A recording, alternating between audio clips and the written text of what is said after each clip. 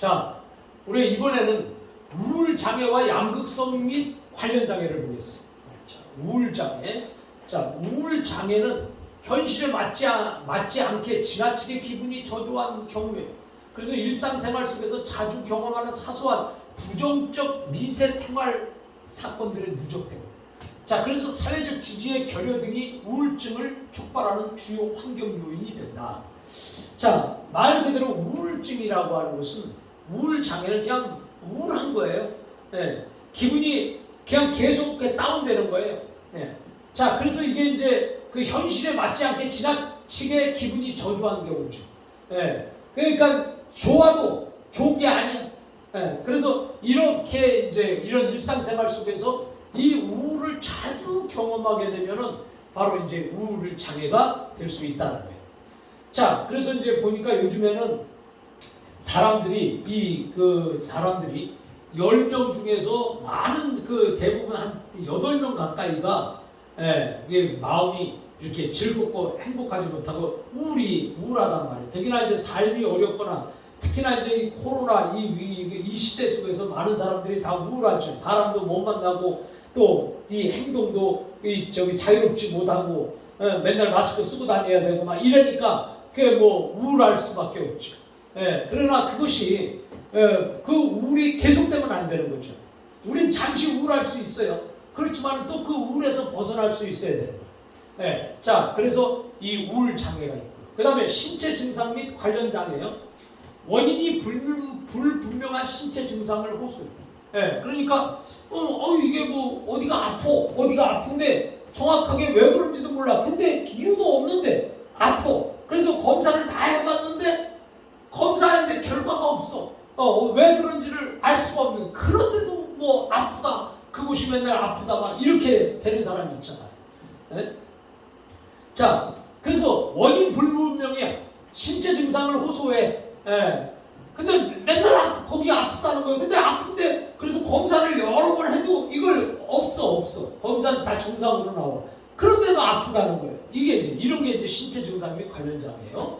자, 그래서 신체 증상을 호소하고 그에 대한 과도한 염려를 나타내는 부정적인 증상들이 나타난다. 자, 그러니까는 내가 이게 아픈데 이게 뭐 어디가 아픈데 검사를 해도 안 나타나니까 뭐 내가 죽을 병에 걸렸나, 아니면 이 병으로 인해서 내가 더 어떻게 더 심해지나, 아니면 내가 이러다가 뭐 팔도 못 쓰고 다리도 못 쓰는 거 아니냐, 이렇게 해서 막 걱정이 막 이렇게 생기는 정하지 못하는 그러한 증상들이 신체 증상 및 관련 장애다. 그 다음에 이제 해리장애라는 게 있어요. 해리장애는 의식, 기억, 정체감, 환경에 대한 지각 등 통합적인 기능에서 붕괴가 일어나는 증상들이에요. 그래서 중요한 개인적 정보, 과거 경험이라고 하는 것은 심리적 고통을 야기하는 외상, 스트레스와 관련이 높아요. 그래서 과거 경험을 갑작스럽게 기억하지 못하는 증상이에요. 그래서 몇 시간 혹은 몇 년 지속적인 그런 해리성, 기억 상실은 해리성 눈조와 함께 나타나는 유형과 그렇지 않은 유형으로 구분된다. 자, 이 해리장애라고 하는 것은 기억력이 깜빡 없어져 버리는 거예요. 생각이 안 나는 거예요. 생각이. 자, 예를 들어서 좀 이게 해리장애가 이제 초기인 사람들. 자, 내가 뭘 가지러 냉장고에 간 거예요. 냉장고에 가서 냉장고 문을 열었습니다. 근데 막상 뭘 꺼낼지를 모르는 거예요. 그래서 왜 내가 열었는지를 몰라서 다시 닫아놓고 조금 있다가 다시 생각나면 그때 와서 다시 냉장고를 또 연다. 자, 이런 것들이 이제 해리장애란 말이죠. 그건 좀 지나칠 수도 있겠지만 예를 들면, 자, 이런 것들이 어느 시간 동안 아니면 또 얼마 기간 동안에 기억이 안 나는 게 있어요. 자, 그런 것들을 이제 우리가 해리장애다 이렇게 말할 수 있습니다. 자, 그 다음에 정신분열 스펙트럼 및 기타 정신증적 장애다.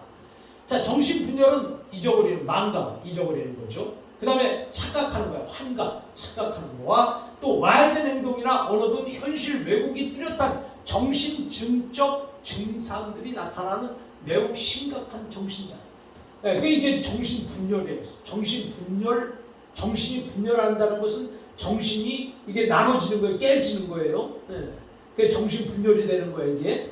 자, 그래서 이런 것들은 이제 잊어버리는 거예요. 잊어버리고 또 뭔가 자꾸 보이고, 또 뭔가 자꾸 뭐 이상한 게 뭐 눈에 보인다는 거에 이제 이런 것들이 이제 뚜렷한 정신적 증상들이 나타나서 결국은 매우 심각한 정신 장애가 된다.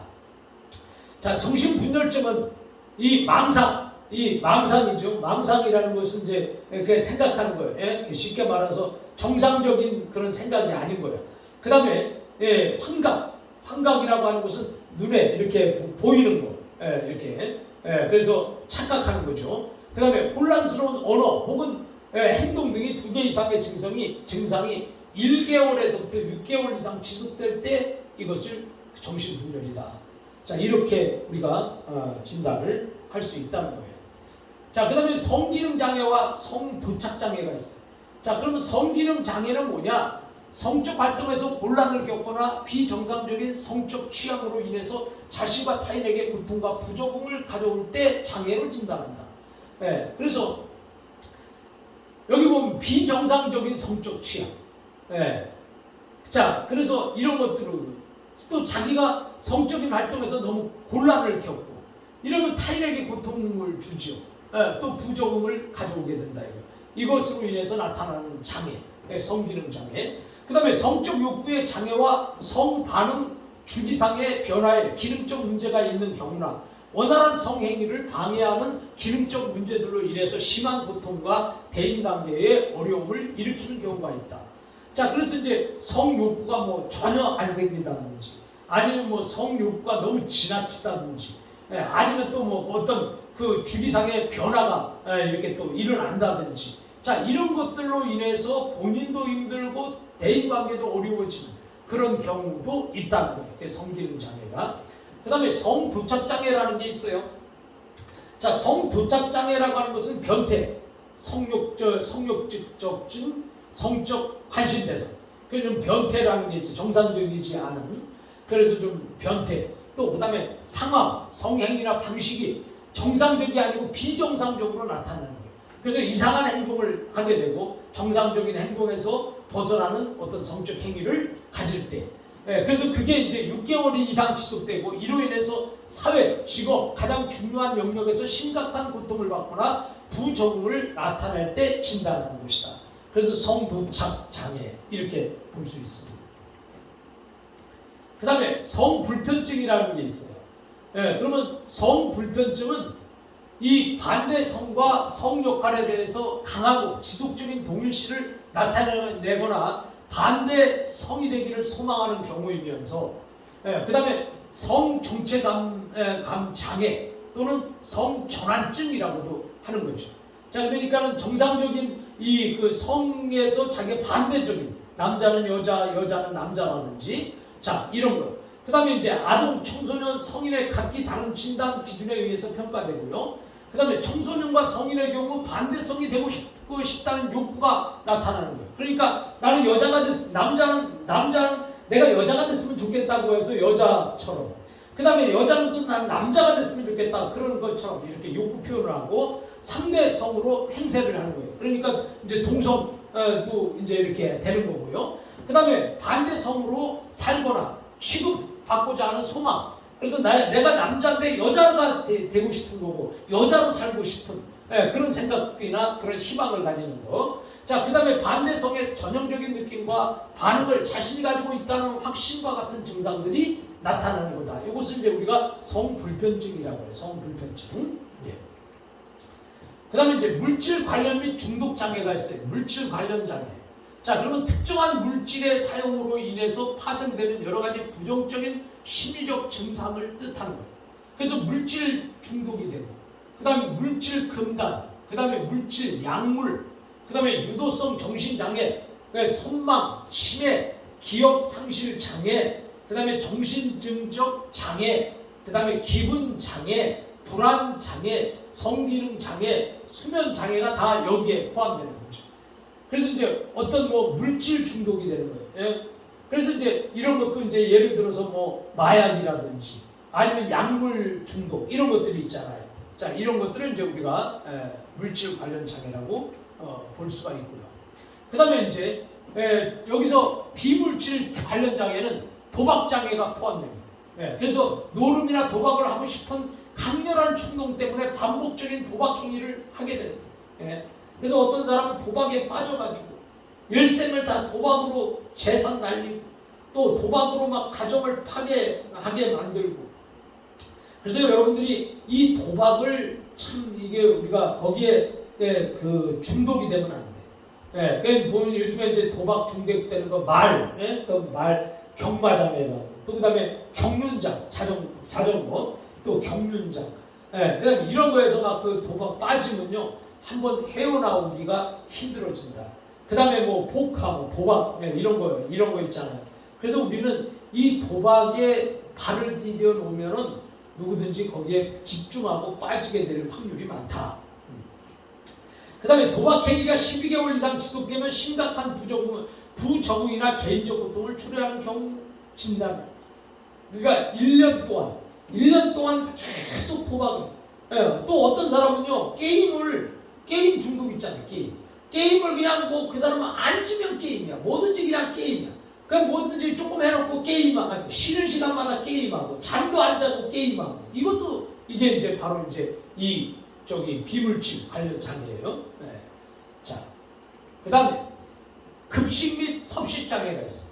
섭식 장애는 음식을 먹는 섭식 행위와 관련해서 심각한 부정적 문제를 나타내는 경우로 섭식 장애와 유아 및 아동기에 흔히 나타나는 부적응적인 급식 장애를 예로 들 수 있다. 자, 그래서 이 섭식이라는 거, 그 다음에 신경성 식욕부진증. 예, 그래갖고 이 신경성으로 이제 밥맛이 없는 거예요, 식욕부진이. 그 다음에 신경성 폭식증. 너무 많이 먹어버리는 거죠. 그래서 갑자기 막 많이 그냥 먹을 때는 엄청나게 많이 먹는 거예요. 그 다음에 폭식장애. 예, 그 다음에 이식증. 예, 그 다음에 반추장애. 그 다음에 회피적. 그 다음에 제한적 음식 섭취 장애가 있다. 예, 그래서 이런 것들이 하여튼 먹는 거 가지고 골고루 먹고 또 적당히 먹어야 되는데 골고루 먹지 않고 적당히 먹지 않는 거 이거 다 이게 급식 및 섭식 장애에 속하는 것이다. 그 다음에 적당히 먹어야 되는데 많이 먹거나 아니면 전혀 안 먹으려고 한다거나. 예, 그래서 이런 것들이 이제 급식 및 섭식 장애에 속한다. 그 다음에 수면 각성 장애가 있어요. 수면의 양이나 질의 문제로 인해서 나타나는 장애예요. 예, 그래서 이제 잠을 너무 많이 자는 거, 예, 그것도 또 장애예요. 또 잠을 너무 안 자도 장애야. 예, 자 그러면 이제 이 수면 각성 장애에서 하위 유형을 보면 불면 장애, 이게 잠이 안 오는 거죠. 잠이 안 오는 거. 그 다음에 과다 수면 장애, 잠을 너무 많이 자. 그 다음에 수면 발작증, 예, 그래서 막 자다가 막 발작하는 사람 있잖아요.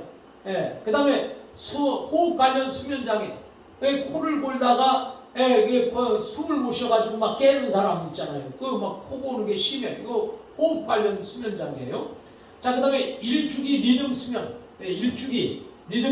그 다음에 각성 장애, 그 다음에 REM 수면 각성 장애가 있고, 그 다음에 항상 잠잘 때마다 막 악몽을 꿔가지고 막 진땀을 막 흘리고 잠잘 때마다 악몽 꾸는 사람. 그 다음에 REM 수면 행동장애가 있고요. 그 다음에 초조성 다리 증후군이 있고, 그 다음에 물질, 약물 유도성 수면 장애가 있다. 자, 이런 것들이 이제 수면 각성 장애로 우리가 볼 수 있습니다. 자, 그 다음에 이제 신경 발달 장애가 있습니다. 지적 장애 또는 지적 발달 장애. 자, 이것은 표준화된 지능 검사에서 70 이하의 IQ가 70까지. 그래서 70을 나타내는 거죠. 밑에. 그 다음에 그 전반적인 지적 능력이 떨어져서 학업을 비롯한 일상적인 생활 적응 기능의 현저한 결함이나 장애를 나타내는 거예요. 그러니까 지적 장애나 지적 발달 장애는 뭐냐면 IQ 검사를 해서 70 밑으로, 70까지, 70 밑으로. 그래서 IQ가 최소한 80 이상이 돼야 되는데 이 사람이 70밖에 안 된다. 그러면은 이게 이제 지적 장애로 볼 수가 있다. 그 다음에 이제 의사소통 장애예요. 일반적인 지능 수준에도 불구하고 의사소통이 안 돼. 그래서 말이나 언어 사용에서 결함이 있어. 그 의사소통 장애예요. 그 다음에 언어 장애, 그 다음에 발화음 장애, 아동기 발생 유창성 장애, 그 다음에 사회적 의사소통 장애가 있다. 그래서 이 의사소통이 원활하지 못한 것도 장애다. 이렇게 보면 되겠습니다. 그 다음에 자폐 스펙트럼 장애라는 게 있어요. 사회적 상호작용과 의사소통에서 장애를 나타낼 뿐만 아니라 제한된 관심과 흥미를 지니고 상동적인 행동을 반복적으로 나타내는 그런 장애예요. 그래서 이걸 이제 여기서는 자폐 스펙트럼 장애 속에는 이제 하위 유형이 자폐증, 그 다음에 야스퍼거 증후증, 그 다음에 소화기 분개성 장애, 그 다음에 레트 장애라고 있습니다. 자, 이런 것들이 이제 그 사회적으로 상호작용하고 의사소통이 안 되는 거죠. 그래서 자기 안에 갇혀 있는 거예요. 그래서 다른 사람과 소통이 불가능한 이런 것을 이제 자폐 스펙트럼 장애라고 볼 수가 있다. 그 다음에 운동장애가 있어요. 자, 개인의 생활 연령이나 지능 수준에 비교해 볼 때 기대되는 수준보다 대상자의 움직임 및 근육 운동 조정 기술이 현저하게 미숙하다. 자, 이건데 이제 이 운동 장애라는 가운데서 우리가 여기 보면 틱장애라고 있어요. 틱장애. 그래서 틱장애라고 하는 것은 어떤 행동을 반복적으로 계속 하는 거 있잖아요. 그래서 어떤 사람은 뭐 이렇게 하다가 뭐 이런다든지, 자, 이런 것을 계속 반복적으로 이렇게 하는 걸 우리가 틱장애라고 말해요. 그 다음에 발달성 운동 조절 장애. 그래서 운동을 보통 사람들처럼 해야 되는데 운동이 안 돼. 근육이 안 움직여. 또 여기 힘들어. 자, 이런 것들. 그 다음에 정형적 동작 장애가. 이 정형적 동작 장애는 어떤 동작이 안 되는 거죠. 그 동작이 안 돼서 애를 먹는. 자, 그래서 이런 것들이 이제 현저하게 미숙할 때의 운동 장애라고 볼 수가 있다. 자, 그 다음에 이제 우리가 특정 학습 장애가 있어요. 그 학습 장애는 개인의 생활 연령, 지능, 나이에 비해서 실제적인 학업 기능이 낮죠. 그래서 한계 이상의 기초학습 영역에서 저조한 수행을 나타낸다. 그래서 예를 들어서 뭐 수학이 돼야 되는데 수학이 안 돼. 영어가 돼야 되는데 전혀 안 돼. 국어가 안 돼. 자, 그래서 이런 것들이 전혀 안 되는 거예요. 학습에서 이런 학습을 정상적으로 어느 정도는 이게 따라가 줘야 되는데 전혀 못 따라가. 그러면은 이제 특정 학습 장애에 속하는 것이다. 자, 그런 결함이 나타나는 학습 기능에 따라서 읽기가 잘 안 되고 쓰기가 안 되고, 그 다음에 계산이 안 돼서 이런 증상의 심각도에 따라서 세 수준으로 평가가 된다. 자, 그 다음에 이제 주의력 결핍 및 파괴적 행동 장애가 있어. 자, 일반적으로 어떤 일에 주의를 집중하지 못해 산만해. 그래서 ADHD 뭐 이런 것처럼. 그 다음에 충동적이고 과잉 행동을 하는 사람이 있죠. 그 어떤 사람은 너무 행동이 막 지나친 거예요. 그래서 과잉 행동을 하게 되고, 또 어떤 사람은 그 충동을 아주 쉽게 막고. 자, 이런 것들이요. 그 다음에 다양한 문제 행동을 나타내는 경우로 12세 이전에 나타나는 경우에 진단한다. 그래서 이제 이것이 이제 주의력이 집중이 안 되고 굉장히 산만한 아이들 있잖아요. 아이들도 가만히 있지를 못해. 그래서 막 정신이 집중이 안 돼서 산만하고. 그래서 또 이 행동을 할 때에 정상적인 행동보다 이 과잉을 하다 보니까 어떤 행동이 지나치기도 하고 파괴하기도 하고. 자, 이런 그 장애를 주의력 결핍 및 파괴적 행동 장애라고 볼 수가 있다. 자, 배설 장애가 있어요. 대소변을 조절할 수 있는 나이가 되었는데도 아직도 조절하지 못하고 옷이나 바닥 등 적절치 못한 곳에 반복적으로 불수의적 혹은 의도적으로 배설하는 장애입니다. 그러니까 이 대소변을 가리지 못하는, 그게 이제 배설 장애란 말이에요. 그게 참 사람이 어렸을 때에 이 대소변을 가리지 못하는데 사람이 늙어서 노인이 되면 또 이것도 배설 장애가 또 생길 수가 있어요. 자, 그래서 우리는 또 15번째로 보면 파괴적 충동 통제 및 품행 장애가 있어요. 그래서 DSM-5에서 새로이 추가된 범죄로 타인의 권익을 침해하는 거예요. 그리고 사회 갈등과 분열을 조장하고 정서와 행동의 자기 통제가 잘 안 되는 거죠. 그래서 이것을 보면은 적대적 반항 장애가 있어. 그래서 뭐든지 반항을 하고, 그 다음에 간헐적 폭발성 장애 있어. 가끔 가다가 이 간헐적으로 그냥 폭발을 해버리는, 막 그 폭력성을 지니는. 그 다음에 방화벽이, 그 다음에 도벽이 있어요. 훔치는 거, 남의 거 훔치는 거. 그 다음에 품행 장애. 그래서 사람이 어떤 품행이 방정해야 되는데 품행이 방정하지 못하고 품행을 자기가 자기 스스로의 품행을 컨트롤하지 못하면 이게 이제 품행 장애가 된다. 그 다음에 신경인지 장애가 있습니다. 주요 신경인지 장애는 한 가지 이상의 인지적 영역에서 과거의 수행 수준에 비해서 실질적이고 심각한 인지적 기능 저하로 이로 인해 일상생활 영역에서 독립적인 기능이 감소될 때 진단하다.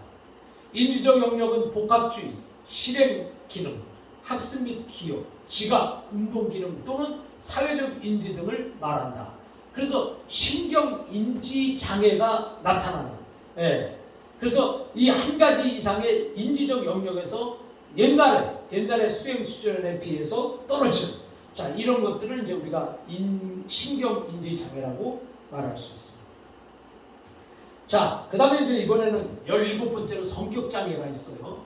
자, 성격장애는 개인이 속한 사회 및 문화적 기대에서 현저하게 벗어난 개인의 내적 경험과 행동 양식을 나타내는 것이다.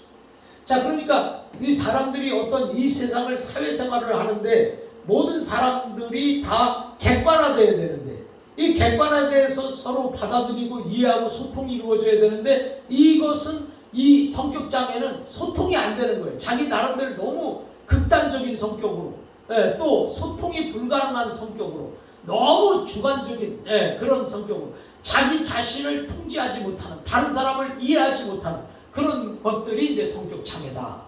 자, 이러한 특징이 인지 자기 타인 그리고 사건의 지각과 해석 방식이 또 다르고 그 다음에 정서 그 다음에 대인관계 기능 그 다음에 충동 조절 이 중에서 2개 이상의 영역에서 나타나야 하고 적어도 청소년기나 성인 초기에 시작돼서 시간이 지나도 변하지 않고 오랫동안 지속되어 왔습니다.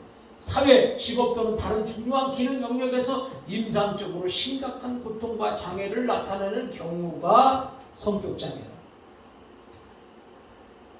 자, 그래서 우리는 이 성격이 여러분과 내 성격이 너무 뭐가 나면은 그것도 성격 장애에 속해 하는 거예요. 그러니까 너무 까칠해도 이건 안 되는 거예요. 그래서 성격이 좀 이렇게 무난하고 묻어나고 다른 사람과 이렇게 이제 소통이 되고 객관성이 있어야 되는 거예요. 자, 성격 장애를 우리가 봤고, 자, 이제 우리가 요 성격 장애에서 우리가 조금 더 생각해 볼 것은, 자, 우리는 이제 이 자기 나름대로의 다 성격은 이 진단 또 검사 자 이런 걸 통해서 뭐 요즘에는 그 성격 그 검사도 많이 있고 또 요즘에는 이제 자기 성격이 어느 정도 돼 있다는 것을 우리가 볼 수 있잖아요. MBTI 성격 검사도 있어요. MBTI 성격 검사. 그래서 그 성격 검사를 하고 그다음에 이제 기질 검사를 통해서 성격도 또 알 수 있어요. 기질 검사, MBTI 검사, 또 기질 검사, 또 그다음에 이제 여러분들이 이제 흔히 보는 이 4주 OM에도 보면은 거기에도 성격이 나와 있어. 그 성격 검사. 자, 이런 것을 통해서 어느 정도 자기 성격을 파악할 수 있지요. 그래서 자기 성격을 어느 정도 알았으면은 내 성격을 알았으면은 내 인생의 방향을 그 성격에 의해서 진행되어지는 거잖아요. 그렇기 때문에 자기 성격이 인생에서 도움이 될 수 있어야 되는 것이고 또 사람은 자기 성격대로 이렇게 그쪽 방향으로 우리가 진로를 나가야 되는데 내 성격과 전혀 반대의 진로로 나가면 거기서 성공이 또 힘든 거단 말이죠. 그래서 나는 나대로 살아야 되는데 그 나는 나대로 산다는 것이 내 성격을 잘 알아야지 나대로 살지 내 성격이 어떤지도 모르고 그냥 살다 보면은 이 사람에게 기대할 수 있는 것이 아무것도 없다. 그래서 여러분은 나름대로 여러분 성격에 대해서 관심을 가져야 돼. 그 관심을 갖고 내 성격이 어떤 성격인가 그리고 내가 이 성격에 따라서 성격을 갑자기 바꾼다는 건 굉장히 어려운 거예요. 그래서 성격을 우리가 잘 활용을 해서 이제 장단점을 찾고 그 장점을 살려서 내 인생의 그 성격을 따라서 진로를 개선하고 또 그 진로를 향해서 쭉 나가고 또 목적과 목표를 분명히 해서 나아갈 수 있다면 여러분들이 성격이 뭐가 좋고 나쁘고가 없어요. 각자 나름대로의 성격을 통해서 그 사람의 성공의 길이 서로 다르다. 이렇게 생각해 보면서 우리는 정신장애 유형에서 17번째 성격장애까지를 다 공부를 마쳤습니다.